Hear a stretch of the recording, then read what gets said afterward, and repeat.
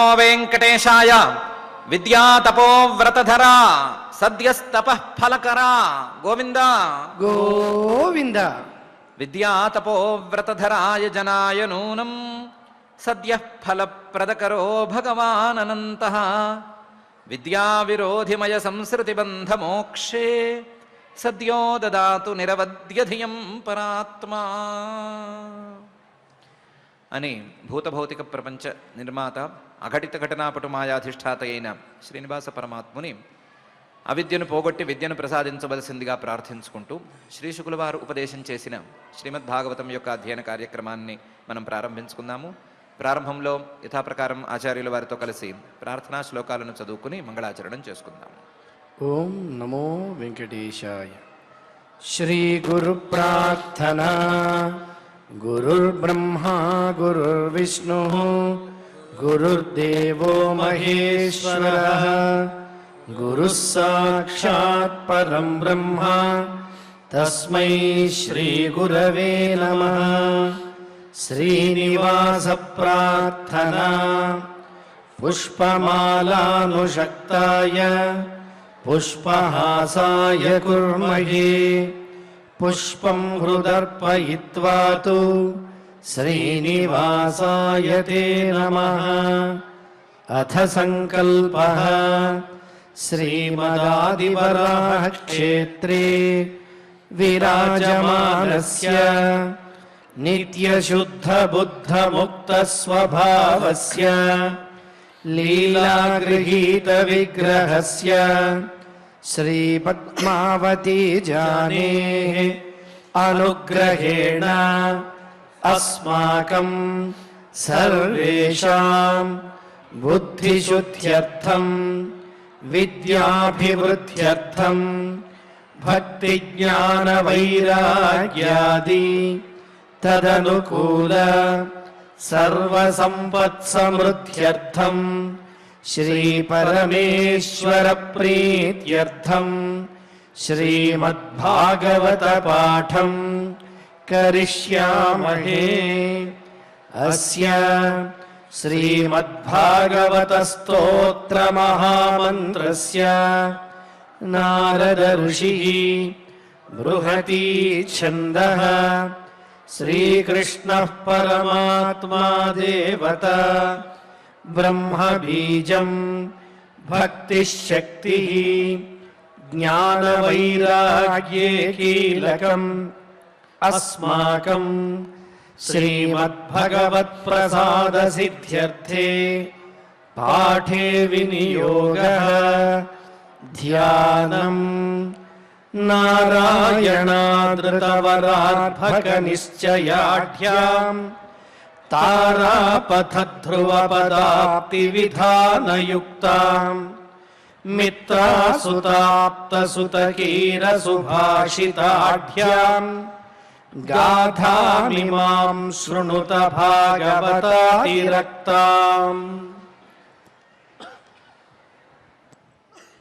శ్రీ గురుభ్యో నమః. దక్ష ప్రజాపతిని పునరుజ్జీవింపజేయమని ఆయన మొదలుపెడితే మధ్యలో ఆగిపోయినటువంటి యజ్ఞాన్ని పునరుద్ధరించమని బ్రహ్మాది దేవతలు పరమేశ్వరుణ్ణి ప్రార్థించారు. పరమేశ్వరుడు ఉదారమైన మనస్సుతో దానికి అంగీకరించాడు.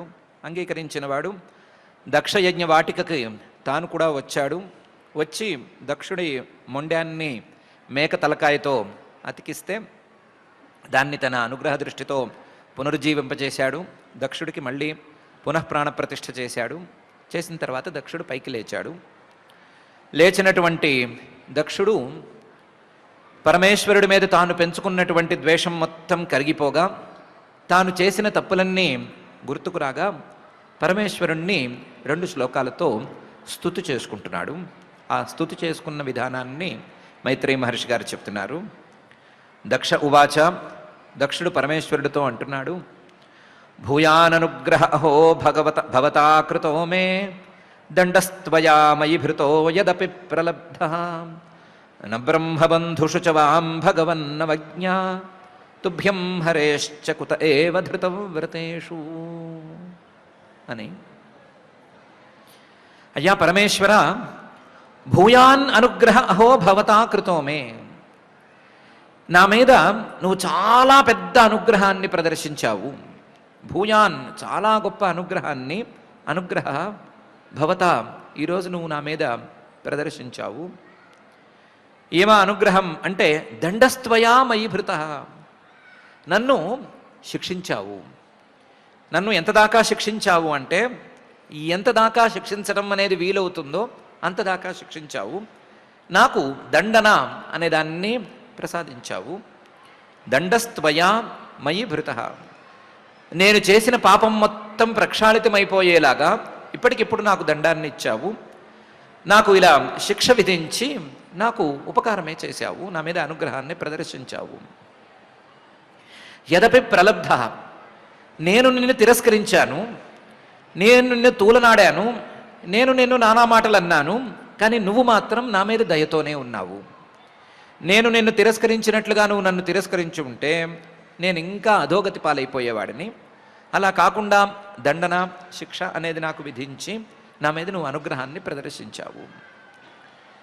ఎందుకంటే సహజంగానే నువ్వు అనుగ్రహ స్వభావుడివి, అనుగ్రహమే నీ స్వభావం. ఎలాంటి వాళ్ళ మీదైనా సరే అనుగ్రహించటం, అనుగ్రహాన్ని పంచటం అనేది నీ యొక్క స్వభావం. నీ యొక్క స్వభావం అలాగే శ్రీహరి యొక్క స్వభావం కూడా. ఆ స్వభావంతోనే ఈ పని చేశావు. న బంధుషు చ వాం భగవన్నవజ్ఞ.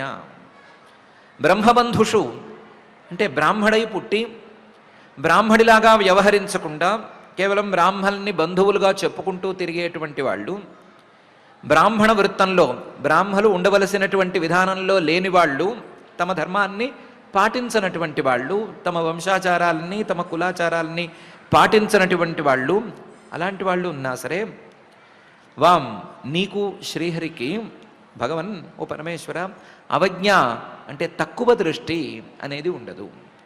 అలాంటి వాళ్ళ మీద కూడా మీరు మీ అనుగ్రహాన్ని ప్రదర్శిస్తూనే ఉంటారు. తుభ్యం హరేశ్చ, నీవు అంతే, ఆ శ్రీహరి అంతే. తమ ధర్మాలను మర్చిపోయిన వాళ్ళ మీద కూడా ఏ అవకాశం దొరికినా సరే వాళ్ళకి ఎలాగైనా సరే సద్బుద్ధిని ప్రసాదించి వాళ్ళని మళ్ళీ ధర్మ మార్గంలోకి ప్రవేశపెట్టాలి అని చూస్తూ ఉండటం అనేది మీ అనుగ్రహ స్వభావం. అలాంటిది కుత ఏవ ధృతవ్రతేషు, అలాంటిది ఎవరైనా ధర్మ మార్గంలో ఉండటానికి ప్రయత్నం చేస్తూనే ఆ ధర్మ మార్గం నుంచి కాస్త ఇటు అటు తప్పి బయటికి వస్తే వాళ్ళ మీద మీరు అనుగ్రహాన్ని ప్రదర్శిస్తారు అని వేరే చెప్పుకోనక్కర్లేదు. నేను పూర్తిగా ధర్మ మార్గాన్ని విడిచిపెట్టిన వాడిని అయితే కాదు, ధర్మ మార్గంలో ఉందామని ప్రయత్నం చేసిన వాడినే, కానీ ఆ మార్గంలో ఉంటూ తప్పులు చేసిన వాడిని. ఇలాంటి తప్పులు చేసిన వాడి మీద నీవు అనుగ్రహాన్ని ప్రదర్శించడంలో ఏమీ ఆశ్చర్యం లేదు. నీకు శ్రీహరికి ఇదే అలవాటు. అలాంటి అనుగ్రహాన్నే ఈరోజు నా మీద నువ్వు ప్రదర్శించావు. ఆ ప్రదర్శించిన అనుగ్రహం చాలా గొప్పది. భూయాన్ అనుగ్రహ అహో భవతా కృతో మే దండస్త్వయా మయి భృతో యదపి ప్రలబ్ధ న బ్రహ్మబంధుషు చ వాం భగవన్ అవజ్ఞ తుభ్యం హరేశ్చ కుత ఏవ ధృతవ్రతేషు అని దక్షుడు పరమేశ్వరుడితో అంటున్నాడు. అదేమయ్యా, నీ నెత్తి మీద టపీమని కొట్టడం కాదు, నీ తలకాయే తీసేశాడు. నీ తలకాయ తీసేసి నువ్వు మొదలుపెట్టిన యజ్ఞాన్ని విధ్వంసం చేసేసి మొత్తం పాడు చేసేసాడు కదా.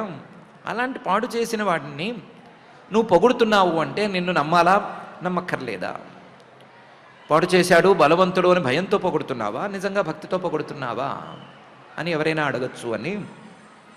అయ్యా, నాకు నీవు పాడు చేశావు అని భయం లేదు, ఎందుకు పాడు చేశావో తెలిసే నిన్ను నేను పొగుడుతున్నాను అని పై శ్లోకంలో అంటున్నాడు. విద్యాతపోవ్రతధరాన్ముఖతస్మ విప్రాన్ బ్రహ్మాత్మతత్వమవితుం ప్రథమం త్వమస్రాక్ తద్బ్రాహ్మణాన్ పరమ సర్వవిపత్సు పాసై పాలః పశూనివ విభో ప్రగృహీతదండః అని. అయ్యా పరమేశ్వర, నీవే ఈ సృష్టికర్తవి అనే విషయంలో సందేహం లేదు. మధ్యలో నేను మర్చిపోయి ఉండవచ్చు, కానీ నీవే సృష్టికర్తవి. సృష్టి చేసే సమయంలో విద్యా తపోవ్రతధరాన్ ముఖతస్మ విప్రాన్, నీ ముఖం నుండి బ్రాహ్మణ జాతిని సృష్టి చేశావు. బ్రాహ్మణ జాతిని ముఖం నుండి ఎందుకు సృష్టి చేశావు అంటే వాళ్ళు స్వధర్మంలో ఉండి అందరికీ ఆదర్శప్రాయంగా ఉండాలి అని సృష్టి చేశావు. ఎలాంటి దారిలో ఎలాంటి ధర్మ మార్గంలో వాళ్ళు ఉండాలి అని నువ్వు ఉద్దేశించావు అంటే విద్యా తపో వ్రత ధరాన్. వాళ్ళు విద్య వేద విద్య అనేటువంటి మార్గంలో ఉండాలి, తపస్సు అనేటువంటి మార్గంలో ఉండాలి, వ్రతాలు అంటే నియమాలను అనుసరించేటువంటి మార్గంలో ఉండాలి. ఇలా విద్యా తపో వ్రత ధరాన్, ఈ మూడిటిని ధరించిన, ఈ మూడిటిని తాము అనుసరిస్తూ ఇతరులకు ఆదర్శప్రాయంగా ఉండేటువంటి విప్రాన్ విద్యాప్రధానమైనటువంటి బ్రాహ్మణుల్ని ముఖతః త్వం అస్రాక్, ముఖం నుండి నీవు సృష్టి చేశావు. ఎందుకు సృష్టి చేశావు అంటే బ్రహ్మ, నీవే బ్రహ్మవై ఆత్మతత్వం అవితుం, ఆత్మతత్వం వాళ్ళ ముఖాల ద్వారా అందరికీ అందాలి అనేటువంటి కారణంతో సృష్టి చేశావు. బ్రహ్మ ఆత్మతత్వం, వేదము ఆ వేద ప్రతిపాద్యమైనటువంటి ఆత్మతత్వము, ఈ రెండూ కూడా మొత్తం అందరికీ మూలకి అందాలి. అవితుం, వీరి అందరినీ చేరి అందరినీ ఇవి రక్షించాలి, అందరితోనూ ఇవి రక్షించబడాలి అనే కారణంతో ప్రథమం ముందుగా మానవుల సృష్టిలలో ముందుగా ఈ సృష్టిని చేశావు. వీళ్ళు పొరపాటున ఎప్పుడైనా తమ మార్గాన్ని మర్చిపోతే, ఏ మార్గాన్ని, విద్య తపో వ్రత మార్గాన్ని కానీ బ్రహ్మ వేద మార్గాన్ని ఆత్మతత్వం అనేటువంటి మార్గాన్ని కానీ ఎప్పుడైనా వీళ్ళు మర్చిపోతే, ఆ దారి దాటి వేరే దారిలోకి ప్రవేశిస్తే తద్ బ్రాహ్మణాన్, ఆ బ్రాహ్మల్ని సర్వ విపత్సు, ఇలాంటి ఆపదలలో పాసి నీవే పరిపాలిస్తావు, నీవే రక్షిస్తావు. ఎందుకంటే పరమ, నీవు సర్వోత్కృష్టుడివి, అందరికంటే గొప్పవాడివి. అందరికీ ఈ విద్యా తపో వ్రతాలు బ్రహ్మ వేదము ఆత్మతత్వము ఇవన్నీ అందాలి అనేటువంటి సంకల్పంలో ఉన్నవాడివి. ఆ సంకల్పంలో భాగంగా వాటిని ప్రచారం చేయవలసిన వాళ్ళు, వాటిని అందించవలసిన వాళ్ళు గనక మార్గం తప్పి వేరే రకంగా గనక వ్యవహరిస్తూ ఉంటే నీవే వాళ్ళను రక్షిస్తావు. రక్షించడం అనేది ఎలా రక్షిస్తావు అంటే పాల పశూనివ విభో ప్రగృహీత దండ. ఆవుల్ని కాచటానికి తీసుకెళ్ళినటువంటి పశుపాలకుడు ఆ ఆవుల్ని మార్గం దాటితే, అవి వెళ్ళవలసిన దారిని దాటి అవి మేత మేయవలసినటువంటి ప్రాంతంలోకి కాక వేరే ప్రాంతంలోకి ప్రవేశించే దారిని పట్టుకుంటే వాటిని సంరక్షిస్తాడు. ఎలా సంరక్షిస్తాడు అంటే ప్రగృహీత దండ, చేతిలో కర్ర పట్టుకుని ఆ కర్రతో కడతాను అని హై హై అని అరుస్తూ వాటిని కొట్టినట్లుగా నటిస్తూ, మరీ మాట వినని పశువు ఉంటే గనక దాన్ని ఒక దెబ్బ వేసి, అవసరమైతే దెబ్బ వేసి దాన్ని మార్గంలోకి, సవ్యమైన మార్గంలోకి ప్రవేశపెట్టి రక్షిస్తాడు. అట్లాగే నువ్వు కూడా పాలహ పశువునివ, నీవు కూడా పశుపతివి కదా, పశుపాలకుడివి కదా. కాబట్టి పాలహ పశువునివ, ఆ పశుపాలకుడు చేసినట్లే, గోవులను సంరక్షించేవాడు చేసినట్లే నువ్వు కూడా ప్రగృహీత దండ, చేతిలో దండం పట్టుకుని మార్గం తప్పిన వాళ్ళ నెత్తి మీద 4 దెబ్బలు వేసి అవసరమైతే, లేదా ఆ దండాన్ని చూపించి భయపెడుతూనైనా సరే వాళ్ళని సన్మార్గంలోకి ప్రవేశపెడతావు, ప్రవేశపెట్టి వాళ్ళను సంరక్షిస్తావు. ఇది నీ యొక్క విద్యా ప్రచారణలో ఒక భాగం. కాబట్టి ఇది ఆ విద్యా ప్రచారంలోనూ, విద్య ఆత్మతత్వ విద్య అందరికీ అందాలనేటువంటి ఉద్దేశంలోనూ, వేదాలు అందరినీ చేరాలి అనే ఉద్దేశంతోనూ నువ్వు చేస్తున్నావు అని నాకు తెలుసు. కాబట్టి నీ మీద భయం కొద్దీ కాదు, నీకున్న అనుగ్రహాన్ని దృష్టిలో పెట్టుకుని భక్తి కొద్దీ నేను ఈ మాట మాట్లాడుతున్నాను అని దక్షుడు చక్కగా ఈ శ్లోకంలో చెప్తున్నాడు. నాకు నువ్వు కొట్టిన దెబ్బకి భయం కాదు, నీవు కొట్టిన దెబ్బకి బుద్ధే వచ్చింది అనే విషయాన్ని చెప్తున్నాడు.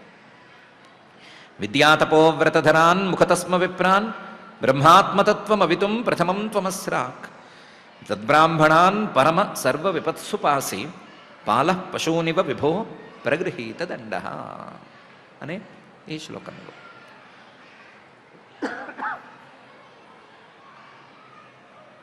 ఇది బాగానే ఉంది. ఇంత పెద్ద ఉపకారం చేసిన నీకు ప్రత్యుపకారం అంటూ ఏం చేయాలి? చాలా ఉపకారం చేశావు కదా, ఈ ఉపకారం చేసినందుకు ప్రత్యుపకారం ఏమైనా చేయాలి కదా, అంటే ఏం చేయాలి అంటే అంటున్నాడు, ఈ ప్రత్యుపకారం చేయగలిగిన పరిస్థితిలో నేను లేను, ఎవరు ఉండరు. ఎందుకంటే యోసౌ మయా విదిత తత్వదృశా సభాయాం క్షిప్తో దురుక్తి విశిఖైర్విగణయ్య తన్మాం అర్వాక్పతంతమర్హత్తమనిందయాపాత్ దృష్ట్యార్ద్రయా స భగవాన్ స్వకృతేన తుష్యేత్ అని. అయ్యా, నీవు చేసిన ఉపకారం సామాన్యమైన ఉపకారమా? యోసౌ, నువ్వు ఎలాంటి వాడివి, ఎలాంటి ఉపకారం చేశావు? అవిదిత తత్వదృశ మయా, నాకా నీ తత్వం తెలియదు, నాకా అసలు తత్వం అంటే ఏంటి, తత్వజ్ఞానం అంటే ఏమిటి, ఇవేమీ తెలియవు. తెలియక నిన్ను సరిగ్గా గుర్తించలేక నువ్వేదో నేను సభలోకి వస్తే లేచి నుంచోలేదు అనే కోపాన్ని పెట్టుకుని సభాయాం 10 మంది ముందు కూడా క్షిప్త, నిన్ను నానా మాటలు అన్నాను, నానా మాటలతో నిన్ను నానా దెబ్బలు కొట్టాను. క్షిప్త దురుక్తి విశిఖై, దెబ్బలు కొట్టడం అంటే చేత్తో చరిచినట్టు దెబ్బలు కొట్టడం కాదు, ఏదో రాళ్ళు తీసుకుని వేసినట్లు దెబ్బలు కొట్టడం కాదు. దురుక్తి విశిఖై, చెడు మాటలు మాట్లాడి ఆ చెడు మాటలు అనేటువంటి బాణాలతో నిన్ను వేధించినట్లుగా కొట్టాను.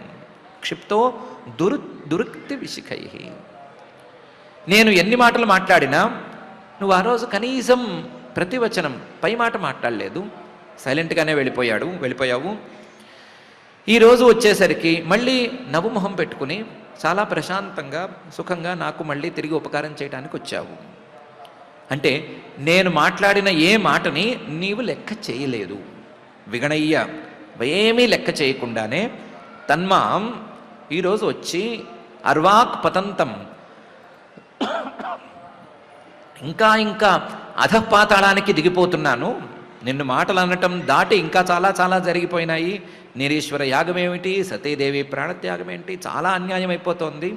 ఇంకా రోజుకి అధపాతాళానికి నేను దిగజారిపోతుంటే అర్వాక్పతంతం అర్హత్తమ, అందరికంటే ఎక్కువగా పూజ్యుడమైనటువంటి ఓ పరమేశ్వర, నిందయా అపాహత్, నేను చేసిన నిందను లెక్క చేయకుండా ఆ నింద ఈశ్వర నింద అనేది ఇంకా పెరిగిపోకుండా నీవు రక్షించావు. నన్ను అలాగే వదిలేసి ఉంటే ఇంకా నిన్ను తిడుతూనే ఉండేవాడినేమో, ఇంకా నింద చేస్తూనే ఉండేవాడినేమో. అలాంటి పరిస్థితి లేకుండా నా తలకాయ తీసేసి నన్ను ఈ శివనింద నుంచి దూరం చేశావు. నిందయా అపాత్. చాలా ఆశ్చర్యం. ఆర్ద్రయ, చాలా ఆర్ద్రమైన మనస్సు నీది, ప్రేమతోనూ కరుణతోనూ నిండినటువంటి మనస్సు.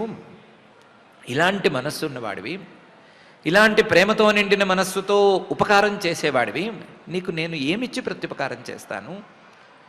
నీకు ప్రత్యుపకారం చేయటం, ప్రత్యుపకారంతో నిన్ను నేను సంతోషపెట్టడం అనేది జరిగే పని కానే కాదు. అందుకని స్వకృతేన తుష్యేత్, నీవు చేసిన పనికి నీవు సంతోషించి ఊరుకోవాల్సిందే. నీవు చేసిన పనికి నేను పరమేశ్వరుణ్ణి, అందరికంటే పెద్దవాణ్ణి, అందరికంటే గొప్పవాణ్ణి, కింద వాళ్ళు నాకంటే తక్కువ వాళ్ళు ఎన్ని రకాలుగా మాట్లాడుకున్నా నేను మాత్రం నా బాధ్యతలోనే ఉన్నాను, నేను మాత్రం నా స్వభావాన్ని వదిలిపెట్టుకోలేదు అని అనుకుని సంతోషించవలసిందే. అంతే తప్ప నీకు ప్రత్యుపకారం చేయటం అనేది నా చేతుల్లో లేనే లేదు. ప్రత్యుపకారానికి అందనటువంటి మహోపకారాన్ని నువ్వు నాకు చేశావు అని దక్షుడు. యోసౌ మయా అవిదిత తత్వదృశా సభాయాం క్షిప్తో దురుక్తి విశిఖై విగణయ్య తన్మాం అర్వాక్పతంతమర్హత్తమ నిందయాపాత్ దృష్ట్యార్ద్రయా స భగవాన్ స్వకృతేన తుష్యేత్ అని తన పరిపూర్ణమైన భక్తిని, ప్రత్యుపకారం కూడా చేయలేనటువంటి పరిస్థితిలో ఉన్నాను అని చెప్పుకోవటం ద్వారా వినయాన్ని పరమేశ్వరుడి మీద ప్రదర్శించుకున్నాడు. ఇలా ప్రదర్శించుకున్న తర్వాత 2 శ్లోకాలలో పరమేశ్వర స్తుతి చేసుకుని, ఒక శ్లోకంలో పరమేశ్వరుడి ఉపకారానికి ప్రత్యుపకారమే లేదు అని చెప్పుకున్న తర్వాత ఏం జరిగింది అనే విషయాన్ని మైత్రేయ మహర్షి గారు పై శ్లోకాలలో అంటున్నారు. మైత్రేయ ఉవాచ క్షమాప్యైవం సమీఢ్వాంసం బ్రహ్మణా చానుమంత్రిత కర్మ సంతానయామాస సోపాధ్యాయర్త్విగాదిభిః అని.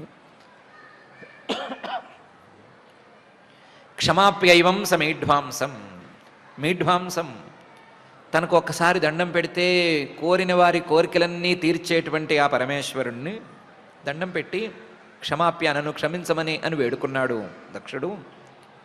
ఆయన స్వభావానికి తగ్గట్టుగా వెంటనే అప్పటికప్పుడు అన్నీ మళ్ళీ ఇంకోసారి కూడా క్షమించేశాడు.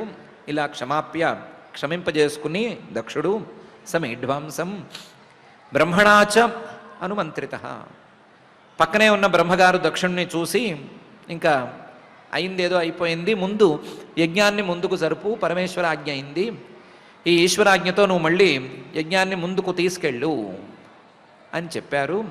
చెప్పగా దక్షుడు విన్నాడు. బ్రహ్మణాచ అనుమంత్రిత కర్మ సంతానయామాస. వీరభద్రుడు ప్రవేశించిన క్షణానికి ఎక్కడ ఉన్నారో అక్కడి నుంచి మళ్ళీ కర్మని పునఃప్రారంభించాలి అని మొదలుపెట్టాడు. కేవలం ఆయన ఒక్కడే చేయలేడు కాబట్టి సోపాధ్యాయర్త్విగాదిభిః, ఈ కర్మను ప్రారంభింపజేసేటువంటి భృగు మహర్షి గారు, అలాగే ఋత్విక్కులు, మిగతా సదస్యులు, ఉపాధ్యాయులు అందరూ ఆ కర్మం చేయవలసిన విధానాన్ని నిర్ణయించేటువంటి పెద్దలు, వీళ్ళందరినీ ఒకసారి సమావేశపరిచి ఎక్కడ ఆగాం, ఎక్కడి నుంచి మళ్ళీ ముందుకెళ్ళాలి, ఆ ముందుకు వెళ్ళటానికి ఏమేం చేయాలి అని ఆలోచించుకుని ఆ విధానాలను మొదలుపెట్టాడు. క్షమాప్యైవం సమీఢ్వాంసం బ్రహ్మణా చానుమంత్రిత కర్మ సంతానయామాస సోపాధ్యాయర్త్విగాదిభిః అని మహర్షి గారు పైన జరిగిన దాన్ని ప్రారంభించి చూపిస్తున్నారు. కర్మ మొదలు పెట్టడం అనేది చిన్న విషయం కాదు. కర్మలో ఏదైనా ఒక యాగం మొదలు పెడితే, యజ్ఞం మొదలు పెడితే, ఆ యజ్ఞంలో ఈ క్రతువు తర్వాత ఈ ముక్క తర్వాత ఈ ముక్క, ఈ ముక్క తర్వాత ఈ ముక్క అనేటువంటి వరస ఉంటుంది. ఆ వరస తప్పటానికి వీల్లేదు, ఆ వరస మధ్యలో కట్టవటానికి వీల్లేదు, ఆ వరసలో గ్యాప్ ఎంత కావాలో అంతకు మించి రావటానికి కూడా వీల్లేదు. కానీ ఇక్కడ చాలా పెద్ద గ్యాప్ వచ్చింది, మధ్యలో అసలు శాలే ధ్వంసమైపోయింది, అలాంటి అపవిత్ర ఇది కూడా వ్యవహారం కూడా జరిగింది, కర్త లేకుండా పోయాడు కాసేపు, ఇవన్నీ చాలా అల్లకల్లోలాలు జరిగినాయి కదా. అందుకని మళ్ళీ ఈ యజ్ఞాన్ని పునఃప్రారంభించటం కోసం మళ్ళీ యజ్ఞం ఒక సంతాన రూపంలో, అంటే వరుస క్రమంలోకి మళ్ళీ రావటం కోసం వైష్ణవం యజ్ఞ సంతత్తిగై త్రికపాలం ద్విజోత్తమా పురోడాశం నిరవపన్ వీర సంసర్గ శుద్ధయే అనే తీరులో చేయవలసినటువంటి వైష్ణవ పురోడాశ త్రికపాల యాగాన్ని మొదలుపెట్టారు అని మహర్షి గారు చెప్తున్నారు. వైష్ణవం విష్ణువు దేవతగా కలిగినటువంటి త్రికపాల పురోడాశాన్ని యజ్ఞ సంతత్తి అయి, ఈ యజ్ఞం మళ్ళీ పునఃప్రారంభం కావటానికి, మళ్ళీ వరుస క్రమంలోకి రావటానికి ద్విజోత్తమాహ అక్కడ ఉండేటువంటి భృగు మహర్షి మొదలైనటువంటి బ్రాహ్మణోత్తములు నిర్వాపం చేశారు. వైష్ణవ త్రికపాల పురోడాశ యాగాన్ని ప్రారంభించారు. త్రికపాల పురోడాశం అనేది, పురోడాశం అంటేనే బియ్యాన్ని ధాన్యం దగ్గర నుంచి తీసుకొచ్చి ఆ ధాన్యాన్ని జాగ్రత్తగా రోట్లో కొట్టి తోలు వలిచి దాన్ని బియ్యంగా మార్చి మంత్రాలను ఉచ్చరిస్తూ ఈ పని చేసి, తర్వాత దాన్ని పిండిలాగా కొట్టి దాన్ని జల్లించి దాంట్లో రవ్వకి పిండికి మధ్యగా ఉండేటువంటి భాగాన్ని తయారు చేసుకుని దాన్ని ఈ యజ్ఞంలో ఉండేటువంటి అగ్నుల్లోనే ఉడకపెట్టి దాన్ని ఒక గుండ్రటి భాగంగా తయారు చేసి దానికి తాబేలుకు ఉన్నటువంటి ఆకారాన్ని లైట్గా తీసుకొచ్చి తాబేలుని తయారు చేసినట్లుగా తయారు చేసి, ఆ తయారు చేసినటువంటి ఆ ఉండలాంటి భాగాన్ని 3 కుండ పెంకుల మీద, వాటికి కపాలాలని పేరు, 3 కుండ పెంకుల మీద పెట్టి దాన్ని కాల్చాలి. దాన్ని శ్రపణం అంటారు. శ్రపణం చేయాలి. కాల్చడం కోసం కొన్ని విధానాలు ఉన్నాయి. ఆ విధానాల ప్రకారం దాన్ని కాల్చి దాన్ని అందంగా తయారు చేయాలి, మాడిపోకుండాను చక్కగా కాలేటట్టుగాను తయారు చేయాలి. ఇలా తయారు చేసినటువంటి దానికి పురోడాశం అని పేరు. ఆ పురోడాశం కింద ఎన్ని కుండ పెంకు ముక్కలు పెడతారో, ఎన్ని కపాలాలు పెడతారో అన్ని కపాలాల పేరుతో ఈ పురోడాశానికి పేరు వస్తుంది. ఇప్పుడు మనం చెప్పుకుంటున్నది 3 కుండ పెంకు ముక్కల మీద పెట్టినటువంటి పురోడాశం కాబట్టి దీనికి త్రికపాలం అని పేరు. ఇలాగే అష్టాకపాలము, ఏకాదశకపాలము, ద్వాదశకపాలము, అబ్బో ఎన్ని విధానాలు కావాలంటే అన్ని విధానాలు ఉంటాయి, వాటికి ఆ పేర్లు వస్తాయి. ఈ త్రికపాలం అనేటువంటి పురోడాశం విష్ణువుకి సమర్పించవలసినటువంటి పురోడాశం. వైష్ణవం త్రికపాలం అని వేదం. ఆ విష్ణువు గనక ఒంటరిగా దేవతగా ఉండే మాట అయితే 3 కపాలాల మీదే ఆయనకి పురోడాశం వస్తుంది. ఆ ఒంటరిగా ఉండేటువంటి విష్ణువుని దేవతగా పెట్టుకుని వీళ్ళు ఆ యాగంలోనే చిన్న అవాంతర యాగాన్ని, అవాంతర ఇష్టిని చేస్తున్నారు. ఆ చేస్తున్న ఇష్టిలో త్రికపాల పురోడాశాన్ని తయారు చేసి పెట్టారు. దానికి నిర్వాపం అని పేరు. ఆ నిర్వాపాన్ని వీళ్ళు చేశారు. ఇది ప్రధానంగా 2 ప్రయోజనాల కోసం చేసినటువంటి పని వైష్ణవ త్రికపాల యాగం అనేది. ఒకటి, యజ్ఞం ఆగిపోయింది, మళ్ళీ పునఃప్రారంభం కావాలి. యజ్ఞానికి ఒక వరుస అనేది రావాలి. మధ్యలో కట్ అయిపోయింది కదా, ఆ కట్ అయిపోయినటువంటి దోషం పోవాలి అనేటువంటిది ఒకటి. యజ్ఞ సంతత్యై అనేది ఒకటి. రెండోది వీర సంసర్గ శుద్ధయే అనేది. వీరుడు అంటే వీరభద్రుడు మొదలైనటువంటి వీరులు చాలామంది వచ్చారు కదా, వాళ్ళు వచ్చి యజ్ఞశాలను మొత్తం కూల్చేశారు కదా. అలా కూల్చటం అనేది యజ్ఞం దృష్టితో చూసినప్పుడు యజ్ఞం పాడైపోయినటువంటి పరిస్థితిలో ఉన్నట్లే. ఆ వీర సంసర్గం, ఆ వీరులు చేసినటువంటి పనులకి ప్రాగ్వంశాన్ని పగలగొట్టేశారు, యజ్ఞశాలను మొత్తం కాల్చేశారు, ఎక్కడికక్కడ యజ్ఞ కుండాలని వాటిని తోసేసి వాటిని బెసిగిపోయేటట్లు చేశారు అని అనుకున్నాం కదా. అలా చేయటం అనేది పూర్తిగా యజ్ఞం పాడైపోయేందుకు పనికొచ్చేటువంటి విధానం, పూర్తిగా యజ్ఞం అపవిత్రంగా మారిపోయేందుకు పనికొచ్చేటువంటిది. ఆ అపవిత్రతను పోగొట్టడం కోసం, ఆ అపవిత్రత పోయి మళ్ళీ యజ్ఞం సవ్యంగా సాగేందుకోసం కూడా ఈ వైష్ణవ త్రికపాల యాగం అనే దాన్ని చేశారు.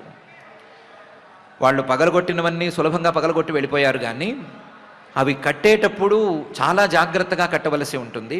అవి కట్టేటప్పుడు ముహూర్తం చూసుకోవాలి, మంత్రాలు చెప్పుకోవాలి. ఏ ప్రాంతాన్ని నిర్మించాలన్నా దానికి ప్రత్యేకించిన మంత్రాలు ఉంటాయి. ఫలానా వాళ్ళు రావాలి, ఫలానా వాళ్ళు ఈ మంత్రంతో దీన్ని తయారు చేయాలి, ఇలాంటివి చాలా ఉంటాయి. మళ్ళీ దాన్ని పవిత్రంగా మార్చడం కోసం మంత్రాలు ఉంటాయి. ఇన్ని మంత్రాలతో ఆ ప్రదేశాలన్నీ తయారు కావలసి ఉండగా అవన్నీ ఇప్పుడు అపవిత్రమైపోయినాయి. ఆ మంత్రబలం పోయింది.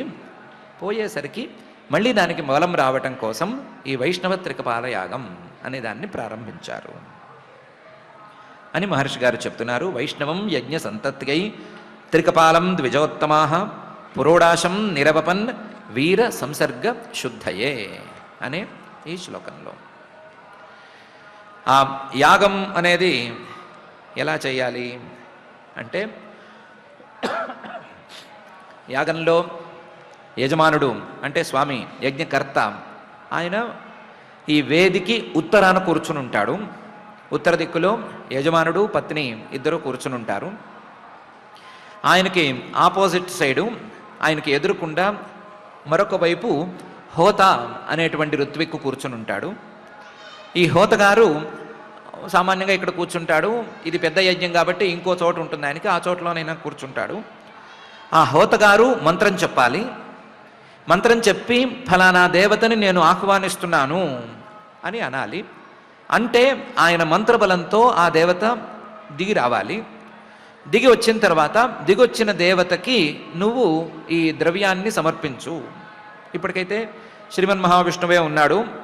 యాజ్ఞిక భాషలో అయితే మహావిష్ణువు అనకూడదు, విష్ణువు అని మాత్రమే పిలవాలి. ఆయన్ని ఈ హోతగారు పిలవాలి. మంత్రంతో పిలిచి అధ్వర్యుడికి చెప్పాలి, నువ్వు ఈయనకి త్రికపాల పురోడాశాన్ని ఇవ్వు అని. దానికి ఒక మంత్రం ఉంటుంది వషట్కారంతో. ఆ వషట్కారంతో ఆయన దాన్ని ఉచ్చరించాలి. ఉచ్చరిస్తే అధ్వర్యుడు తాను చేతిలో జుహూహు అనేటువంటి ఒక యజ్ఞపాత్రను పట్టుకుని యజ్ఞపాత్రలో ఆ పురోడాశాన్ని ఉంచుకుని యజ్ఞపాత్రతో ఆ జుహువుతో హోమకుండంలో ఈ పురోడాశాన్ని సమర్పించాలి. ఎంత తీసుకోవాలి, ఎంత పెట్టాలి, ఎన్నిసార్లు పెట్టాలి, వాటి మంత్రాలు ఏంటి అనేది చాలా పెద్ద తంతు. ఇవన్నీ జరిగితే అధ్వర్యుడు ద్రవ్యాన్ని హోమకొండంలో సమర్పిస్తే పక్కన ఉత్తర దిక్కున కూర్చున్నటువంటి, దక్షిణ దిక్కున కూర్చున్నటువంటి ఆ యజమాని గారు ఇది దేవతకు చెందుగాక అని మానసికంగా ప్రార్థన చేసుకోవాలి. ఇది యజమానుడు అంటే యజ్ఞకర్త చేయవలసిన పని.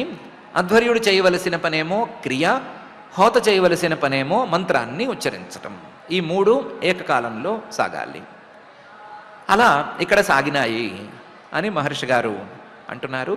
అధ్వర్యుణా ఆత్తహవిష యజమానో విశాంపతే ధియా విశుద్ధయా దధ్యౌ తథా ప్రాదురభూద్ధరి అని. అధ్వర్యుణా ఆత్తహవిష, అధ్వర్యుడు చేతిలో హవిస్సు అంటే ఇంకేముంది యజ్ఞం చేయటానికి సమంత్రకంగా ఆ పురోడాశంలోని భాగం తీసుకున్నాడు.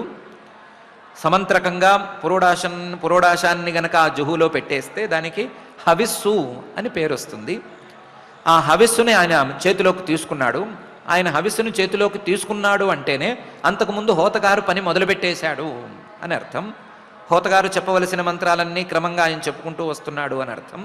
వీళ్ళిద్దరూ ఈ పని చేసేసరికి యజమాన ఆ దక్ష ప్రజాపతి గారు, యజ్ఞకర్త అయినటువంటి దక్ష ప్రజాపతి గారు, విశాంపతే ఓ విదుర ధయా విశుద్ధయా దధ్యౌ, మనస్సును మొత్తం ప్రశాంతంగా చేసుకుని ఆ హోతగారు చెప్తున్నటువంటి మంత్రం, ఆ మంత్రానికి అర్థంగా ఉండేటువంటి దేవత, ఆ దేవత ఇక్కడికి వచ్చింది, ఆ వచ్చినటువంటి దేవత తాలూకు లక్షణాలు ఆ మంత్రంలో స్పష్టంగా ఉన్నాయి, ఆ మంత్రంలో ఉన్నటువంటి రూపంతోనే దేవత వచ్చింది అని మనసులో ధ్యానించుకుని ఆ దేవతకి నేను ఈ హవిస్సుని సమర్పించుకుంటున్నాను అని భావించాడు. యాగం అనేది ప్రధానంగా ఈ అంశం మీదే ఆధారపడుతుంది. మనసులో మంత్రంలో చెప్పినటువంటి దేవతని మంత్రంలో చెప్పిన విధానంతోనే ధ్యానించుకుంటూ ఆ ధ్యానించుకున్నటువంటి దేవతకి అక్కడ సమర్పించేటువంటి ద్రవ్యం చెందుగాక అని ప్రార్థించుకోవటమే చేయవలసినటువంటి పని. దీనికే యాగమని పేరు. దేవతోద్దేశేన ద్రవ్యత్యాగ యాగ అని మీమాంసకులు అంటారు. ఆ యాగాన్ని ఈయన చేశాడు. చేసే సమయంలో మనస్సు ప్రశాంతంగా మారింది అని అనుకున్నాం కదా. మనసులో ఉండేటువంటి శివద్వేషం ఇవన్నీ పోయేసరికి మనసంతా శరద్రథం లాగా మారిపోయింది, శరత్కాలంలో ఉండే చెరువులాగా విశుద్ధంగా ఉంది అనుకున్నాం కదా. అందువల్ల ఆ మంత్రార్థం మొత్తం చక్కగా మనసులోకి ఎక్కింది. ఆ మంత్రమయమైనటువంటి దేవత మనసులోకి వచ్చేసింది. మంత్రమయమైనటువంటి దేవత విష్ణువు కాబట్టి ఆ విష్ణువు మనసులోకి వచ్చేశాడు. ఈ యాగం ఆయన చేయటమేంటి, చేసే సమయంలో మంత్రపూర్వకంగా ఆ విష్ణువుని మనసులోకి తెచ్చుకోవటమేంటి, మంత్రంలో చెప్పిన విధానంలోనే మనసులోకి తెచ్చుకోవటమేంటి, ఇవన్నీ జరిగేసరికి వెంటనే తథా ప్రాదురభూద్ధరి, ఈయన ఏ విధంగా మంత్రంతో మనసులో ధ్యానించుకున్నాడో అదే రూపంలో శ్రీహరి సాక్షాత్కరించేశాడు. పరిశుద్ధమైన మనస్సుతో ధ్యానం చేసే వాళ్ళ ముందు సాక్షాత్కరించడం అనేది ఆయన యొక్క అలవాటు కాబట్టి దక్షుడి మనస్సు కూడా పరిశుద్ధమైపోయింది కాబట్టి పరిశుద్ధమైన మనస్సుతో ఆయన మంత్రపూర్వకంగా ధ్యానం చేసేసరికి శ్రీహరి అక్కడికక్కడ సాక్షాత్కరించేశాడు అని మైత్రేయ మహర్షి గారు చెప్తున్నారు. అధ్వర్యుణ ఆత్తహవిష యజమానో విశాంపతే ధియా విశుద్ధయా దధ్యౌ తథా ప్రాదురభూద్ధరి అనే ఈ శ్లోకంలో ఎలా ఆయన సాక్షాత్కరించాడు అంటే తదా స్వప్రభయా తేషాం ద్యోతయంత్యా దిశో దశ ముష్ణౌస్తేజ ఉపానీత తార్క్ష్యేణ స్తోత్రవాజిన అనే తీరులో సాక్షాత్కరించాడు.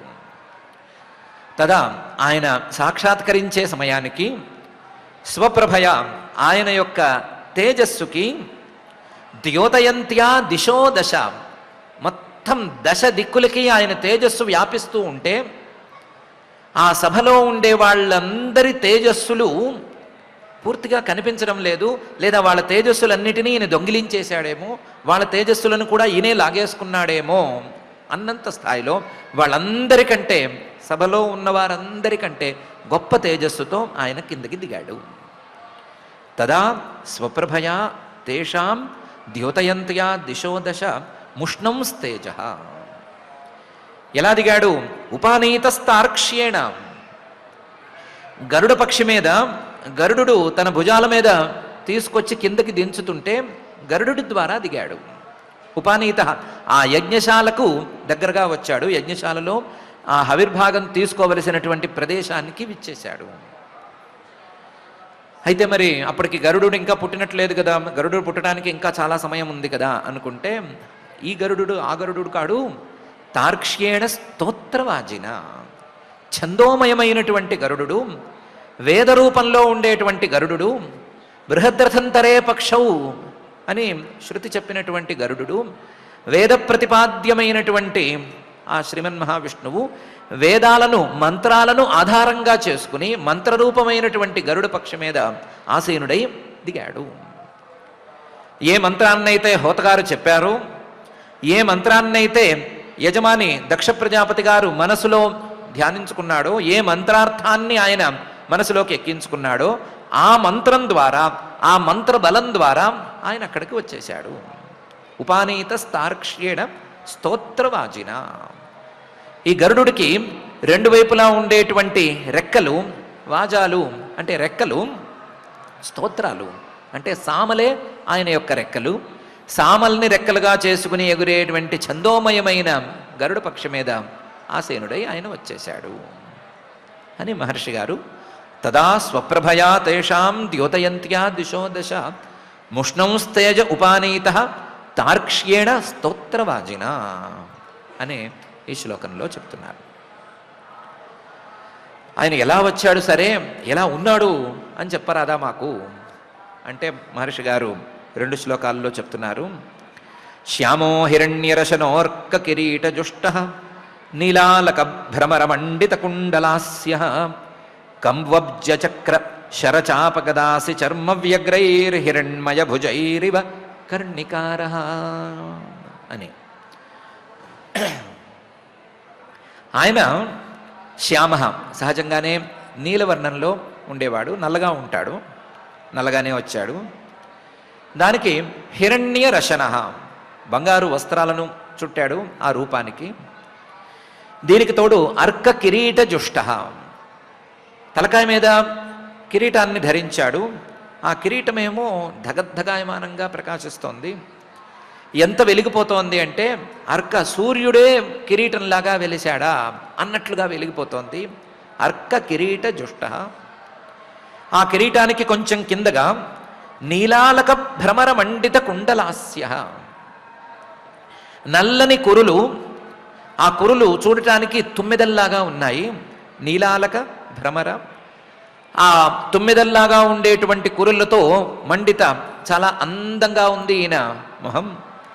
దీనికి తోడు 2 చెవులకి 2 కుండలాలు, ఆ కుండలాలతో కలిసినటువంటి హాస్య ముఖంతో ఉన్నాడు. దీనికి తోడు 8 బాహువులైనకి 8 భుజాలు, 8 భుజాలని 8 చేతుల్ని ఖాళీగా ఉంచకుండా అన్నిట్లోనూ తలా ఒక ఆయుధం పట్టుకుని ఉన్నాడు. ఆయుధమో అందానికి అలంకారమో ఏదో ఒకటి పట్టుకున్నాడు. ఒక్కొక్క చేతిలోనూ కంబు అంటే శంఖాన్ని ఒక చేత్తో పట్టుకున్నాడు, అబ్జం అంటే పద్మాన్ని ఒక చేత్తో పట్టుకున్నాడు, చక్రం చక్రాన్ని ఒక చేత్తో, శరం బాణాన్ని ఒక చేత్తో పట్టుకున్నాడు, చాప బాణాన్ని వేయటానికి వీలుగా వాడే ధనుస్సుని ఇంకో చేత్తో పట్టుకున్నాడు, గద కౌముదకి అనే పేరుండే గదాన్ని ఒక చేత్తో పట్టుకున్నాడు, అసి అంటే ఖడ్గాన్ని దీన్ని పట్టుకున్నాడు, అలాగే చర్మ ఒక చర్నాకోలు కూడా పట్టుకున్నాడు. ఇలా 8 చేతులలో 8 రకాల ఆయుధాలు లేదా ఏదో ఒక వస్తువులు ధరించి వచ్చాడు. ఈ 8 చేతులకి అలంకారాలుగా ఈ ఆయుధాలు వస్తువులు మాత్రమే కాకుండా రకరకాల ఆభరణాలు, భుజకీర్తులు అంటారా, కంకణాలు అంటారా, ఉంగరాలు అంటారా, ఎన్ని ఉండాలో అన్నీ ఉన్నాయి. అన్ని ఆభరణాలు దగదగదగా మెరిసిపోతూ ఉండేసరికి అసలు ఈయన చేతులే బంగారంతో తయారు చేసేశారా అన్నట్లుగా వెలుగుతున్నాయి. వ్యగ్రైర్ హిరణ్మయ భుజైరివ, ఇంత కలిసేసరికి 8 భుజాలు, ఆ 8 భుజాలు దగదగదగా ప్రకాశమానంగా ఉండటము, ఆ 8 భుజాల మధ్యలో కొంచెం పైకి లేచి భుజాలు ఉంటే 8 భుజాల మధ్యలో ఈయన ముఖం ఉండటము, ఆ ముఖంలోనేమో నల్లని తొమ్మిదెల్లాంటి ముంగురులు ఉండటము, దానికి తోడు సూర్యుడు కనిపించటము, ఇవన్నీ కలిపేసరికి ఇవ కర్ణికార, ఒక అష్టదళ పద్మం ఒకటి అక్కడ ఉద్భవించిందా అన్నట్లుగా ఆయన అక్కడ ఉన్నాడు. 8 రేకులతో, 8 తామర రేకులతో కూడినటువంటి తామర పువ్వు అక్కడికక్కడ ఉద్భవిస్తే, ఆ తామర పువ్వు చుట్టూ 8 వెలుగుతున్నటువంటి రెక్కలుండి, ఆ రెక్కలకి మధ్య ఉండేటువంటి ప్రాంతంలో 9 తిరుగుతూ ఉంటే, ఆ తామర పువ్వు ఎంత అందంగా ఉంటుందో అంత అందంగా, అంత అద్భుతంగా ఈయనున్నాడు. శ్యామో హిరణ్యరశనోర్క కిరీటజుష్ట నీలాలక భ్రమరమండిత కుండలాస్య కం వబ్జ చక్ర శరచాప గదాసి చర్మ వ్యగ్రైర్ హిరణ్మయ భుజైరివ కర్ణికార అని మహర్షి గారు ఆ సమయాన వచ్చినటువంటి ఆ శ్రీమన్ మహావిష్ణువును వర్ణించి చూపిస్తున్నారు. పద్మం అని చెప్పటం ద్వారా హృదయానికి చిహ్నం అని చెప్పారు. హృదయం విచ్చుకున్నప్పుడు, హృదయం నిర్మలంగా ఉన్నప్పుడు ఆయన వచ్చేటువంటి రూపంలోనే వచ్చాడు. హృదయం విచ్చుకున్నప్పుడు ఆయన ఏ రూపంలో అవతరించుకోవాలో, ఏ రూపంలో అవతరిస్తే ఆ హృదయానికి మరింత లాభం కలుగుతుందో ఆ రూపంలో అవతరించాడు అని జ్ఞానప్రధానమైనటువంటి వర్ణనతో భగవంతుడు అవతరించాడు అని చూపిస్తున్నారు. దానికి తోడు వక్షస్యధిశ్రితవధూర్వనమాల్యుదార హాసావలోక కలయా రమయంశ్చ విశ్వం పార్శ్వభ్రమద్వ్యజన చామర రాజహంస శ్వేతాతపత్ర శశినో పరిరజ్యమాన అని ఇంకా ఆయనలో విశేషాలున్నాయి అని చెప్తున్నారు. వక్షస్యధిశ్రితవధూ, ఆయన వక్షస్థలంలో ఎప్పుడూ కొలువై ఉండేటువంటి లక్ష్మీదేవి కూడా చక్కగా వచ్చింది. ఆవిడికి చెప్పే తీసుకొచ్చినట్టున్నాడు. ఆవిడ హృదయ దేశంలో చక్కగా ఉంది. వక్షస్యధిశ్రిత వధూహు, వనమాలి అందమైనటువంటి తులసి పూలు ఇవి కలిపినటువంటి మాలను ధరించాడు. ఇవన్నీ కాదు, ఇవన్నీ ఏమీ లెక్కలేవు అన్నట్లుగా ఉదార హాసావలోక కలయ రమయంశ్చ విశ్వం అనే తీరులో దిగాడు. ఆయనకు మాత్రమే చాతైనటువంటి ఉదార హాసం, ఉదారంగా నవ్వేటువంటి, ఆయన మాత్రమే నవ్వేటువంటి ఒక చిన్న నవ్వు, ఆయనకు మాత్రమే సాధ్యమైనటువంటి చిరునవ్వు. ఇది కాక ఉదార అవలోకం, ఆయన మాత్రమే చూడగలిగినటువంటి ఒక చూపు, ఆయనకు మాత్రమే చాతైనటువంటి ఒక అనుగ్రహ దృష్టి. అందులోనూ ఆయన చూపించదలుచుకున్నది మొత్తం చూపించలేదు. అవలోక కలయ, ఈ రెండిటిని చాలా స్వల్పంగా చూపించాడు. మొత్తం పూర్తిగా 100% ఆయన ఏమి చూపించలేదు. ఒక చిన్న ముక్క ఇందులోంచి విసిరేశాడు. ఆ చిన్న ముక్కకే, ఉదారహాస ఉదార అవలోకాల యొక్క చిన్న ముక్కకే రమయంశ్చ విశ్వం, మొత్తం ప్రపంచమే ఆనందించిపోతుంది అన్నంత స్థాయిలో ఉన్నాడు. అక్కడ ఉన్నవాళ్ళు ఆనందించడం అనేది అసలు ఇష్యూనే కాదు. అక్కడ ఉన్నవాళ్ళు ఆనందించి తీరాలి. అక్కడ ఉన్నవాళ్ళనే కాదు, విశ్వాన్నే, ఈ ప్రపంచం మొత్తాన్నే ఆనందింపజేయగలిగినటువంటి చిరునవ్వుతోనూ అలాగే అనుగ్రహ దృష్టితోనూ ఆయన దిగాడు. దీనికి తోడు ఇది ఆయన అందం అనుకుంటే, పక్కన అమరిన వాటి అందం గురించి కూడా చెప్పుకుని తీరాలి. పార్శ్వభ్రమద్ వ్యజన చామర రాజహంస, ఆయన ఫుల్ సెటప్తో దిగాడు కదా. ఎవరో ఇద్దరు పరిచారకులు ఆయనకి చామరాలు వీస్తున్నారు.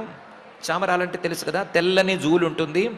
దాన్ని పట్టుకోవడానికి వెండితోనో బంగారంతోనో ఒక కాడలాగా తయారు చేస్తారు. తయారు చేసిన దాంతో విసురుతూ ఉంటారు. విసిరితే గాలి సన్నగా తగులుతుంది. విసనకర్ర అంటే కొంచెం గాలి ఇటు అటుగా తగలచ్చు. ఇదైతే సన్నగా గాలి కదులుతూ ఉంటుంది. పైగా ఇది రాజలాంఛనం. ఆ రాజలాంఛనంతో ఆయన దిగాడు. ఆ రాజలాంఛనం పార్శ్వభ్రమద్వ్యజన, రెండు వైపులా ఉండి ఈ చామరాలు వీస్తున్నారు.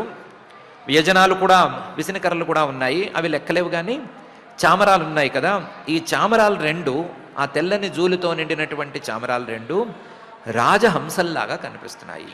రెండు హంసలు ఈయన పక్కన చేరి రెక్కలు అల్లార్చుతున్నాయా అన్నట్టున్నాడు. ఆయనకి రాజలాంఛనాల్లో భాగంగా ఒక తెల్లని గొడుగు పట్టారు, శ్వేతాతపత్రం, చక్రవర్తి లాంఛనం అది. అదేమో ఆయన తలకాయ మీద చేరేసరికి చంద్రబింబమే ఈయన నెత్తి మీద ఇలా ముడుచుకుని ఉందా అన్నట్లుగా ఉంది. శ్వేతాతపత్ర శశిన ఉపరి రజ్యమాన, చాలా అందంగా మారిపోయాడు. అసలే సూర్యుడి లాంటి కిరీటం, ఆ సూర్యుడి లాంటి కిరీటం మీద తెల్లటి గొడుగు అయ్యేసరికి ఈ సూర్యుడి కిరణాలు సోకేటువంటి చంద్రుడే అక్కడికి వచ్చేశాడా అన్నట్లుంది. దీనికి తోడు ఆయన రెండు పక్కలా ఉండేటువంటి చామరాలు రాజహంసల్లాగా అందంగా ఉన్నాయి. ఆయన సొంత అందం సరే సరే, ఆయన ముఖం గురించి చెప్పనక్కర్లేదు. ఆయన ముఖంలో ప్రత్యేకించి ఉండేటువంటి చిరునవ్వు, అలాగే ఆయన అనుగ్రహ దృష్టి, వీటి గురించి చెప్పుకోగలిగినది లేనేలేదు. అలాంటి అందమైన, అలాంటి చాలా గొప్పదైనటువంటి రూపంతో శ్రీహరి సాక్షాత్కరించాడు అని వక్షస్యధిశ్రిత వధూర్వనమాల్యుదార హసావలోక కలయా రమయంశ్చ విశ్వం పార్శ్వభ్రమద్వ్యజన చామర రాజహంస శ్వేతాతపత్ర శశినోపరి రజ్యమాన అనే ఈ శ్లోకంలో మహర్షి గారు చెప్తున్నారు.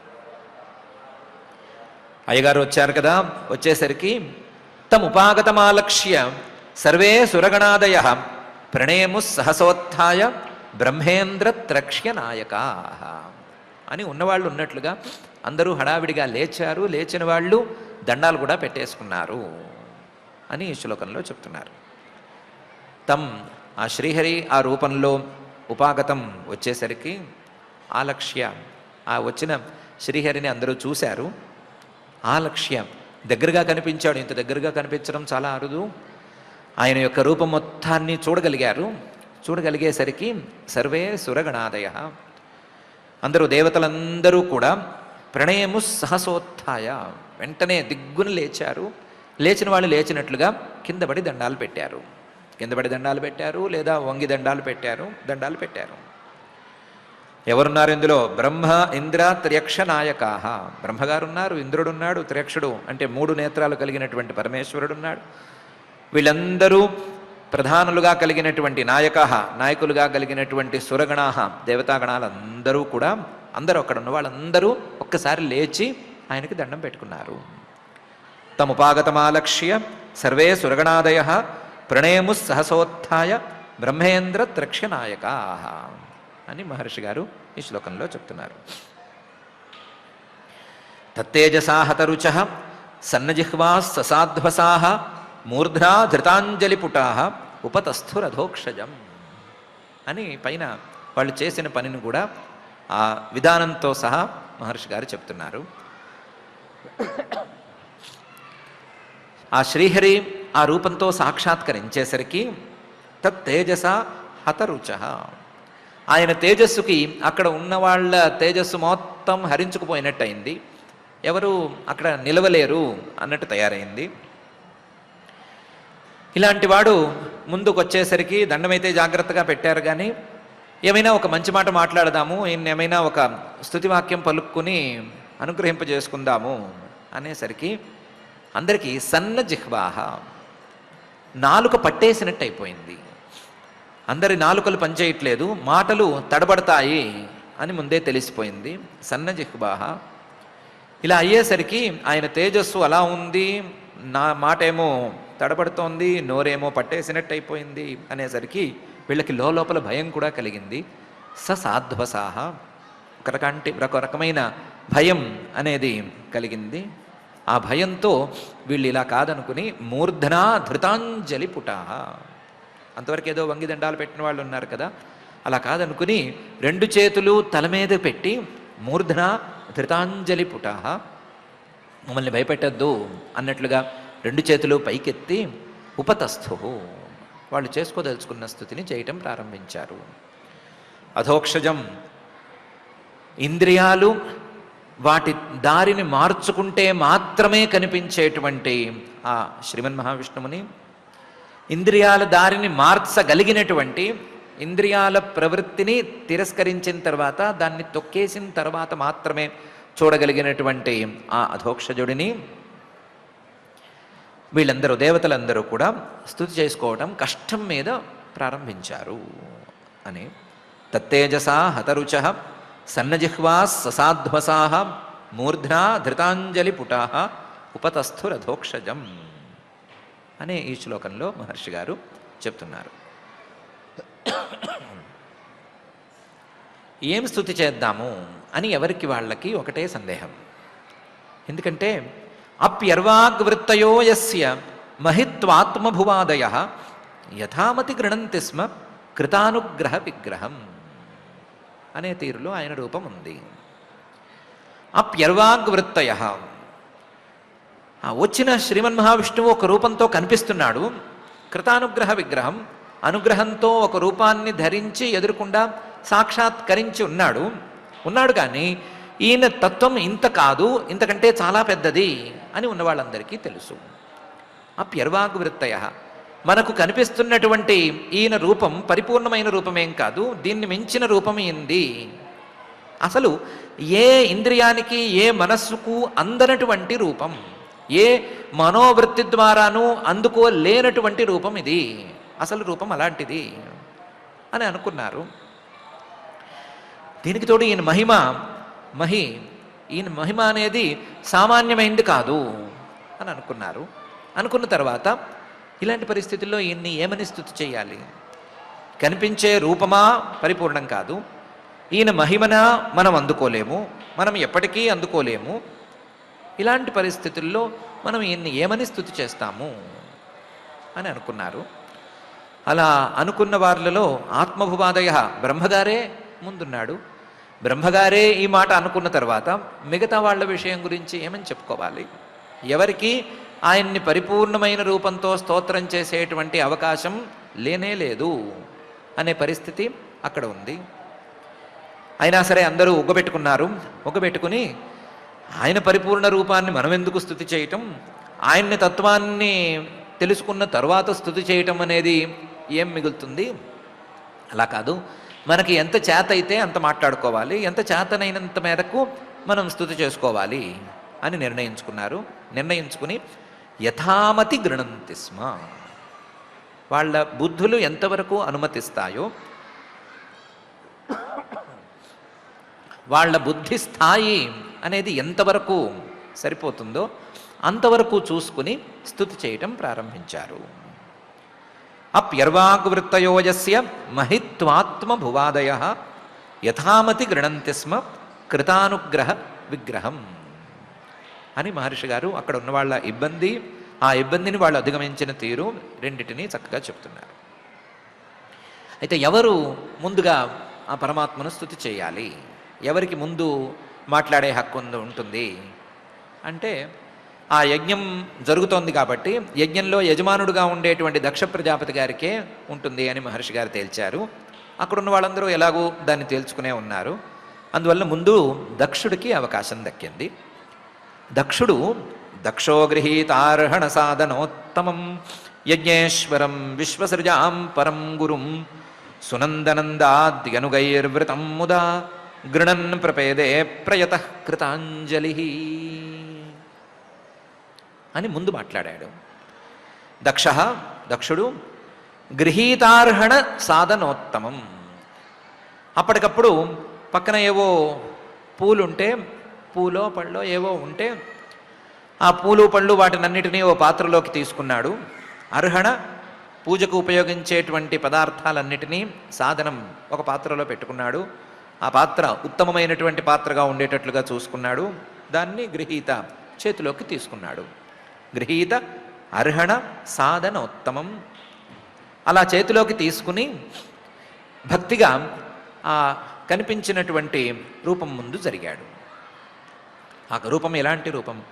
యజ్ఞేశ్వరం, యజ్ఞంలో పూజింపబడేటువంటి రూపం, యజ్ఞంలో పూజింపబడి యజ్ఞానికి ఫలితాలను ఇచ్చేటువంటి రూపం యజ్ఞేశ్వర రూపం.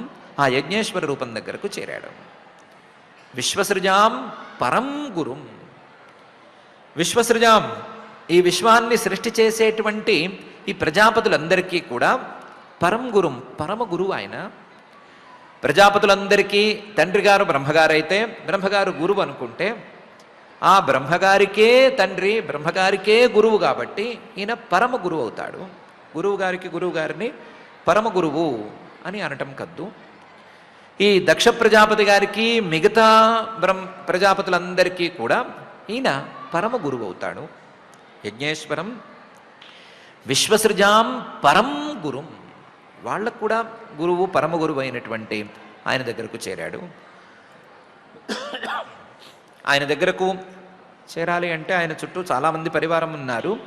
సునంద నందాద్యనుగైర్వృతం, సునందుడు నందుడు అనేటువంటి అనుగ అంటే అనుసరించి వచ్చేటువంటి పరిచారకులు, వాళ్లతో వ్రతం, వాళ్ళు చుట్టూ మూగి ఉన్నారు. ఆయన ఒక్కడే కాదు, పరివారంతో సహా వచ్చేశాడు. ఆ పరివారంతో, చుట్టూ ఉన్న పరివారంతో కలిసి ఉన్నాడు ఆయన. అలాంటి రూపాన్ని, అలాంటి శ్రీమన్ మహావిష్ణువును ఈయన ప్రపేదే చేరాడు. ఎలా చేరాడు? ముదా, సంతోషంగా చేరాడు. నేను ఒక్కసారి మనసులో మంత్రపూర్వకంగా ఆయన్ని స్మరించేస్తే నా ముందు సాక్షాత్కరించాడు కదా, ఎంతటి గొప్పవాడినా అనేటువంటి సంతోషంతో, తన ఒక్క మంత్రమే ఫలించినటువంటి ఆనందంతో ముదా ప్రపేదే ఆయన దగ్గరకు చేరాడు. చేరేటప్పుడు గృణన్ స్తుతివాక్యాలను పలుకుతూనే చేరాడు. చేరేటప్పుడు ప్రయతః వినయంగా చేరాడు. చేరేటప్పుడు కృతాంజలి, రెండు చేతులు ఎంతవరకు జోడించగలడో అంతవరకు జోడించే భక్తిగానే చేరాడు. చేతిలో పాత్ర ఉంది కదా, పూజా పాత్ర ఉంది కదా, కాబట్టి రెండు చేతులు జోడించి నమస్కారం పెట్టడం అనేది అయ్యే పని కాదు. అందుకని ఎంతవరకు రెండు చేతులు కలిసి ఉంచగలడో అంతవరకు కలిపి ఉంచి కృతాంజలిగానే ఆయన్ని చేరాడు అని మహర్షి గారు దక్షో గృహీతార్హణ సాధనోత్తమం యజ్ఞేశ్వరం విశ్వసృజాం పరంగురుం సునందనందాద్యనుగైర్వృతం ముదా గృణన్ ప్రపేదే ప్రయతః కృతాంజలి అనే ఈ శ్లోకంలో చెప్తున్నారు. అయిన తర్వాత దక్షుడు శ్రీమన్ మహావిష్ణువుతో మాట్లాడాలి. అయితే ఈరోజు దక్షుడు పరమేశ్వరుడితో మాట్లాడటంతో మొదలు పెట్టుకున్నాం కాబట్టి రేపు ఒక పని చేద్దాము, దక్షుడు శ్రీమన్ మహావిష్ణువుతో మాట్లాడటంతో మొదలు పెట్టుకుందాము. మొదలు పెట్టుకుని దక్షుడు మాట్లాడిన తీరు, తర్వాత మిగతా వాళ్ళు మాట్లాడిన తీరు, వీటన్నిటిని గురించి రేపు చర్చించుకుందాము. ఈరోజుకైతే దక్షుడు చెప్పినటువంటి మాటల్లో ఒక ప్రధానమైన మాటని మనం చాలా గట్టిగా పట్టుకుందాము. మనకు ఏమైనా ఒక కష్టం వచ్చింది అని అనుకుంటే, ఆ కష్టం గనక మనం చేసిన పాపానికి లేదా మనం చేసిన తప్పుకి ప్రతిఫలంగా వచ్చింది అని అనుకుంటే, ఆ కష్టం లేదా ఆ పాపానికి తప్పుకి ప్రతిఫలం మనకు బుద్ధి రావటానికి, మనం చేసిన తప్పును మనమే సరిదిద్దుకోవటానికి భగవంతుడు చేసినటువంటి అనుగ్రహం అని అనుకోవటానికి మనకు చాలానే అవకాశం ఉంది. కష్టాన్ని అనుభవించటం కష్టమే, అది దండ రూపంలో ఉన్నప్పుడు దాన్ని భరించటం, సహించటం చాలా కష్టమే. కానీ అది పరమేశ్వరుడు మనల్ని అనుగ్రహిస్తున్న తీరులలో ఒక తీరు అని చెప్పుకోవటానికి చాలా గట్టి అవకాశం ఉంది. ఇలా కష్టాలను ఇవ్వటం ద్వారా, కష్టాలను మనకు అందించడం ద్వారా పరమేశ్వరుడు మనకి చాలా పెద్ద ఉపకారం చేస్తున్నాడు అని నమ్మటానికి కూడా ఎంతో అవకాశం ఉంది. కష్టాన్ని ఇచ్చినంత మాత్రాన, కష్టం మనకు కలిగినంత మాత్రాన భగవంతుడు మన మీద చిన్న చూపు చూస్తున్నాడు అని చెప్పుకోవటానికి ఏమీ లేదు. ఒక కర్ర పట్టి అదిలించినంత మాత్రాన ఆ గోపాలకుడు గోవుల్ని హింసించేవాడేమీ కాడు. ఆ గోవులకి, ఆ పశువులకి అయ్యా బాబు అని చెప్తే అర్థమయ్యే పరిస్థితి ఏమీ లేదు. వాటి యొక్క మానసిక స్థితి, వాటి యొక్క పరిస్థితి అదే. బాబాబు అని గడ్డం పట్టుకుంటే అవేం మాట వినవు. అలా మాట వినని పశువుల్ని కర్రతో అదిలించటం అనేదేమీ హింసకు తార్కాణం కాదు. కర్రతో అదిలించి వాటిని సన్మార్గంలో పెట్టడమే అతను చేసే పని. అలాగే బాబాబు అని చెప్తే మాట వినకుండా, ధర్మాన్ని వేద రూపంలోనూ శాస్త్రాల రూపంలోనూ చెబితే వినకుండా, ఆ ధర్మ మార్గాన్ని పట్టుకోకుండా, ధర్మాన్ని ఆచరించకుండా పశుప్రాయంగా ఉండేటువంటి వాళ్ళని వాళ్ళు చేసిన తప్పులకి చిన్న చిన్న దండనలను విధించి అవి అర్థమయ్యేటట్లు చేసి మళ్ళీ ధర్మ మార్గంలో ఉంచాలనుకోవటం అనేది పరమేశ్వరుడు చేసే తప్పు అని మాత్రం అనుకోవటానికి వీల్లేదు. ఆయన మన మీద చేసేటువంటి అనుగ్రహం కిందనే దాన్ని భావించుకోవాలి. అలా భావించుకున్నప్పుడు మనం మరింత ధర్మాన్ని ఆచరించటానికి వీలు, ధర్మ మార్గంలోకి పునఃప్రవేశం చేయటానికి వీలు అనేది కలుగుతుంది అని మనం విశ్వసించాలి. అలాంటి విశ్వాసంతో ఒకవేళ ఈ విశ్వాసం మాకు అక్కర్లేదు, మాకు పరమేశ్వరుడి దండన అక్కర్లేదు అని అనుకుంటే అసలు ధర్మ మార్గమే విడిచిపెట్టకుండా తప్పులు చేయకుండా ఉండేటువంటి విధానంతో కానీ మనం ఉండేందుకు అవకాశం ఉంది.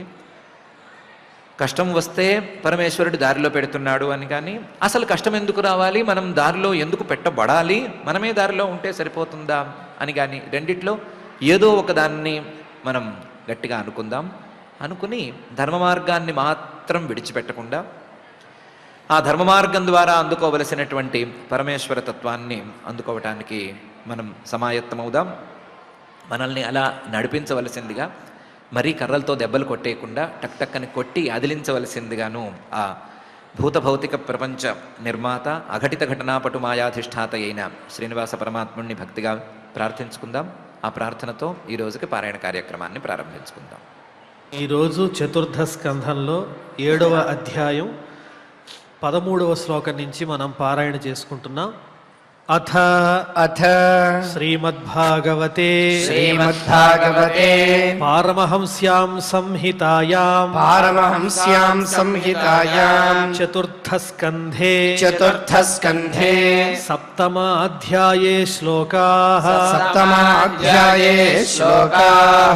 దక్ష ఉవాచ భూయాననుగ్రహ అహో భవతా కృతో మే భూయాననుగ్రహ అహో భవతా కృతో మే దండస్త్వయా మయి భృతో యదపి ప్రలబ్ధః దండస్త్వయా మయి భృతో యదపి ప్రలబ్ధః న బ్రహ్మబంధుషు చ వాం భగవన్నవజ్ఞా న బ్రహ్మబంధుషు చ వాం భగవన్నవజ్ఞా తుభ్యం హరేశ్చ కుత ఏవ ధృతవ్రతేషు తుభ్యం హరేశ్చ కుత ఏవ ధృతవ్రతేషు విద్యా తపోవ్రతధరాన్ ముఖతస్మ విప్రాన్ విద్యా తపోవ్రతధరాన్ ముఖతస్మ విప్రాన్ బ్రహ్మాత్మతత్వమవితుం ప్రథమం త్వమస్రాక్ బ్రహ్మాత్మతత్వమవితుం ప్రథమం త్వమస్రాక్ తద్బ్రాహ్మణాన్ పరమ సర్వ విపత్సుపాసి తద్బ్రాహ్మణాన్ పరమ సర్వ విపత్సుపాసి పాలః పశూనివ విభో ప్రగృహీత దండః పాలః పశూనివ విభో ప్రగృహీత దండః యోసౌ మయా విదిత తత్వదృశా సభాయాం యోసౌ మయా విదిత తత్వదృశా సభాయాం క్షిప్తో దురుక్తి విశిఖైర్విగణయ్య తన్మాం క్షిప్తో దురుక్తి విశిఖైర్విగణయ్య తన్మాం అర్వాక్పతంతమర్హత్తమనిందయాపాత్ అర్వాక్పతంతమర్హత్తమనిందయాపాత్ దృష్ట్యార్ద్రయా స భగవాన్ స్వకృతేన తుష్యేత్ దృష్ట్యార్ద్రయా స భగవాన్ స్వకృతేన తుష్యేత్ మైత్రేయ ఉవాచ మైత్రేయ ఉవాచ క్షమాప్యైవం సమీఢ్వాంసం క్షమాప్యైవం సమీఢ్యాంసం బ్రహ్మణా చానుమంత్రితః బ్రహ్మణా చానుమంత్రితః కర్మ సంతానయామాస కర్మ సంతానయామాస సోపాధ్యాయర్త్విగాదిభిః సోపాధ్యాయత్విగాదిభిః వైష్ణవం యజ్ఞ సంతత్యై వైష్ణవం యజ్ఞ సంతత్యై త్రికపాలం ద్విజోత్తమాః త్రికపాలం ద్విజోత్తమాః పురోడాశం నిరవపన్ పురోడాశం నిరవపన్ వీర సంసర్గ శుద్ధయే వీర సంసర్గ శుద్ధయే అధ్వర్యుణాత్త హవిషా అధ్వర్యుణాత్త హవిష యజమానో విశాంపతే యజమానో విశాంపతే ధియా విశుద్ధయా దధ్యౌ ధియా విశుద్ధయా దధ్యౌ తథా ప్రాదురభూద్ధరిః తథా ప్రాదురభూద్ధరిః తదా స్వప్రభయా తేషాం తదా స్వప్రభయా తేషాం ద్యోతయంత్యా దిశో దశ ద్యోతయంత్యాదిశో దశ ముష్ణం స్తేజ ఉపానీతః ముష్ణం స్తేజ ఉపానీతః తార్క్ష్యేణ స్తోత్రవాజినా తార్క్ష్యేణ స్తోత్రవాజినా శ్యామో హిరణ్యరశనోర్క కిరీటజుష్టో శ్యామో హిరణ్యరశనోర్క కిరీటజుష్టో నీలాలక భ్రమరమండిత కుండలాస్య నీలాలక భ్రమరమండిత కుండలాస్యః కంబువబ్జ చక్రశరచాప గదాసి చర్మ కంబబ్జ చక్రశరచాప గదాసి చర్మ వ్యగ్రైర్హిరణ్మయ భుజైరివ కర్ణికారః వ్యగ్రైర్హిరణ్మయ భుజైరివ కర్ణికారః వక్షస్యధిశ్రిత వధూర్వనమాల్యుదార వక్షస్యధిశ్రిత వధూర్వనమాల్యుదార హాసావలోక కలయారమయంశ్చ విశ్వం హాసావలోకకలయా రమయంశ్చ విశ్వం పార్శ్వభ్రమద్వ్యజన చామర రాజహంసః పార్శ్వభ్రమద్వ్యజన చామర రాజహంసః శ్వేతాతపత్ర శశినో పరిరజ్యమానః శ్వేతాతపత్ర శశినో పరిరజ్యమానః తముపాగతమాలక్ష్య తముపాగతమాలక్ష్య సర్వే సురగణాదయః సర్వే సురగణాదయః ప్రణేముస్సహసోత్థాయ ప్రణేముః సహసోత్థాయ బ్రహ్మేంద్రత్రియక్షనాయకాః బ్రహ్మేంద్రత్రియక్షణాయకాః తత్తేజసాః తరుచః తత్తేజసాః తరుచః సన్నజిహ్వాः ససాధ్వసాః సన్నజిహ్వాः ససాధ్వసాః మూర్ధనాధృతాంజలిపుటాః మూర్ధ్నాధృతాంజలిపుటాః ఉపతస్థురథోక్షజం ఉపతస్థురథోక్షజం అప్యర్వాగ్వృత్తయో యస్య అప్యర్వాగ్వృత్తయో యస్య మహిత్వాత్మభువాదయః మహిత్వాత్మభువాదయః యథామతి గృణంతి స్మ యథామతి గృణంతి స్మ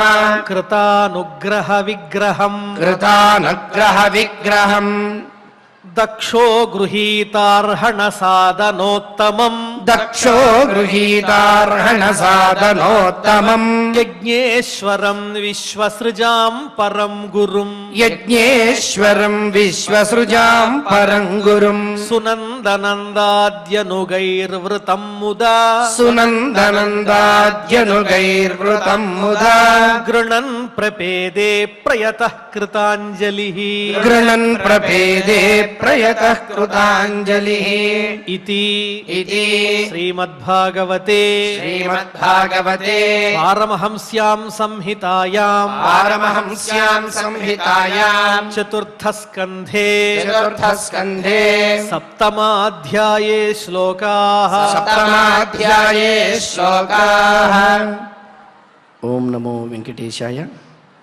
మానితశ్యామాయ మాన శరీర దీధితులు నల్దిక్కుల దీటుకొనగా కాంచన మేఖలా కాంతులతోడ కౌశేయ చిలద్యుతుల్ సిలిమిజేయ లక్ష్మీ సమాయుక్త లలిత వక్షంబున వైజయంతి ప్రభల్ వనజూప హాటకరత్న కిరీట కోటి ప్రభల్ బాలార్క రుచులతో మిలమాడ లలిత నీలాభ్రరుచి కుంతలములుదనరన్ ప్రవిమలాత్మీయ దేహజ ప్రభ సరోజ భవ భవామర ముఖ్యుల ప్రభలు మాపన్ అఖిల లోకైక గురుడు నారాయణుండు అని ఆ విష్ణుమూర్తి యొక్క అద్భుతమైనటువంటి ఆగమన వర్ణన.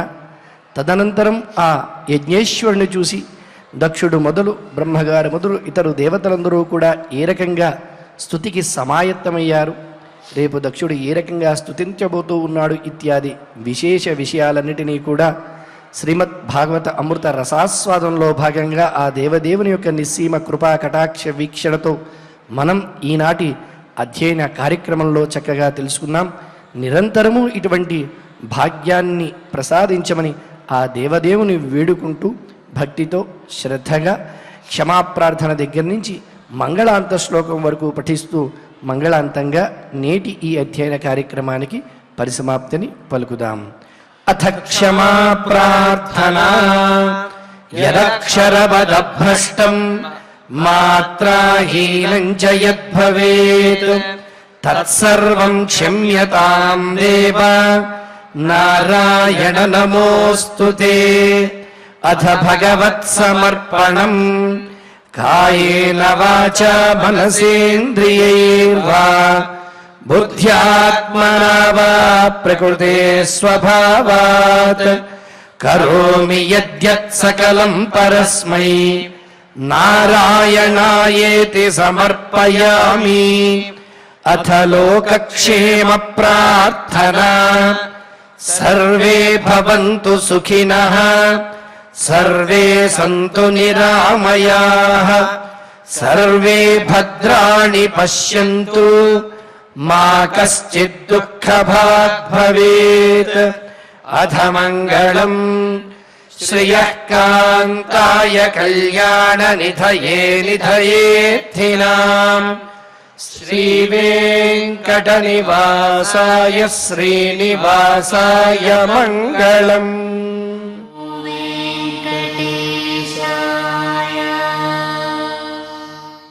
పనేసియా మెరిడియన్ హాస్పిటల్స్ ప్రతి సామాన్యుడికి అందుబాటులో అంతర్జాతీయ వైద్య ప్రమాణాలతో వైద్యం, 24 గంటల అంబులెన్స్ సర్వీసుతో పాటు అత్యవసర సేవలతో ఏర్పాటైన చికిత్సా విభాగం.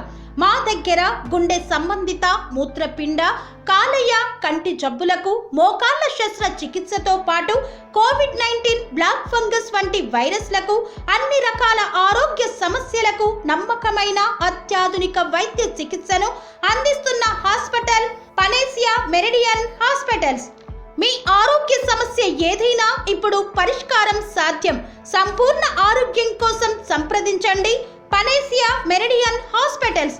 Opposite Bheeramguda Kaman, RC Puram, Sangareddy district. Pin code 502032. సంప్రదించాల్సిన ఫోన్ నెంబర్ 0845524177 మరియు 7893757770.